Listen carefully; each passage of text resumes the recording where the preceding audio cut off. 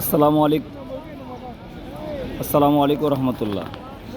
আপনাদেরকে দেখাবো দারুল আরকাম, যেখানে হুজুর পাক সাল্লাল্লাহু আলাইহি সাল্লাম নবুয়ত পাওয়ার পরে যখন দাওয়াত দিতেছিলেন, তখন এই দাওয়াত কাফেররা গ্রহণ করেনই নাই, বরঞ্চ তাকে অত্যাচার করছেন এবং যারা মুসলমান হইতেছিলেন তাদেরকে উপরেও অত্যাচার করতেছিলেন। তো তাদেরকে শিখানোর জন্য এবং তাদেরকে ঈমান ইসলাম দিন শিখানোর জন্য এবং তাদের নিরাপত্তার জন্য এবং তাদেরকে দিন শিক্ষা দেওয়ার জন্য একটা জায়গা নির্ধারণ করলেন। এটা হচ্ছে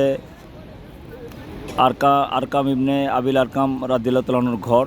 এই ঘরটা ছিল এই যে সাফা মারোয়ার গেট আর এই যে কুবাইস পাহাড়, এই দুটার মাঝখানে বর্তমানে যেটা রাষ্ট্রীয় ভবন বলা হয় প্রিন্সের বাড়ি, এইখানে ছিল দারুল আরকাম। এবং এই যে দেখেন, এই যে কুবাইস, এই হচ্ছে কুরাইশদের পাহাড়, এইটা হচ্ছে রসুলুল্লাহ সাল্লাল্লাহু আলাইহি সাল্লামের ঘর, এটা হচ্ছে আবু জেহেলের ঘর যেটা এখন বাথরুম হয়ে গেছে।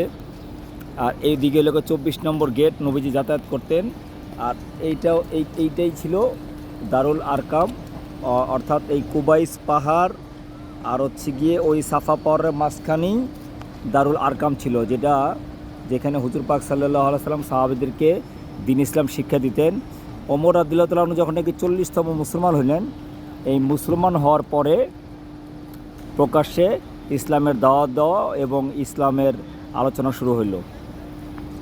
এই যে বাইতুল্লাহর পাশে দারুল আরকাম থেকে মোহাম্মদ সেলিমুল্লাহ, মিরপুর 1, ঢাকা 1216।